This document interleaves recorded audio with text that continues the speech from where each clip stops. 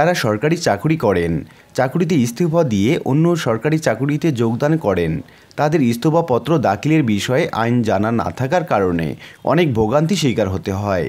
কারণ সরকারি চাকুরিতে কেউ আগে থেকেই না জানিয়ে হঠাৎ ইস্তফাপত্র দিতে পারবেন না। আর হঠাৎ ইস্তফাপত্র দিলে তাকে জরিমানা বা ক্ষতিপূরণ হিসাবে বেতন ফেরত দিতে হবে। এই বিষয়ে স্পষ্ট আইন আছে। এসবের বিস্তারিত আলোচনা থাকছে আজকের ভিডিওতে।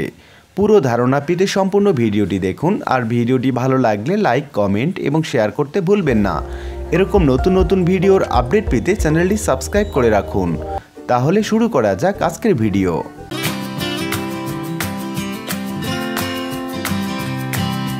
এই ইস্তফা আইনটি এস্টাবলিশমেন্ট ম্যানুয়াল বইয়ের 9ম অধ্যায়ে উল্লেখ করা হয়েছে।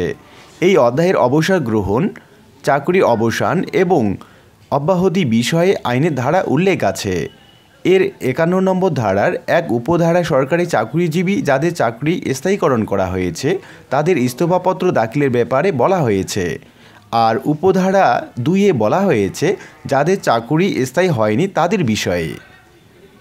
উপধারা 1-এ বলা হয়েছে স্থায়ী চাকরিজীবী যারা স্বেচ্ছায় তাদের নিজ চাকুরিতে ইস্তফা দিবেন বা রিজাইন দিবেন তাদের 3 মাস আগে ঊর্ধ্বতন কর্তৃপক্ষকে নোটিশ বা ঘোষণা দিয়ে তাদেরকে চাকরি ছাড়তে হবে। তা না হলে তাকে 3 মাসের মূল বেতনের সমপরিমাণ টাকা সরকারি কোষাগারে জমা দিতে হবে। উপধারা 2-এ বলা হয়েছে অস্থায়ী বা শিক্ষানবিশ চাকুরির ক্ষেত্রে যারা স্বেচ্ছায় চাকুরিতে ইস্তফাপত্র দিবেন বা রিজাইন লেটার দাখিল করবেন তাদেরকে 1 মাস আগেই ঊর্ধ্বতন কর্তৃপক্ষকে নোটিশ দিতে হবে। তা না হলে তাকে 1 মাসের মূল বেতন সরকারি কোষাগারে জমা দিতে হবে।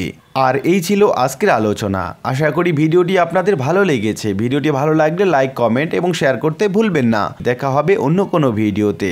সেই পর্যন্ত সবাই ভালো থাকবেন। ধন্যবাদ।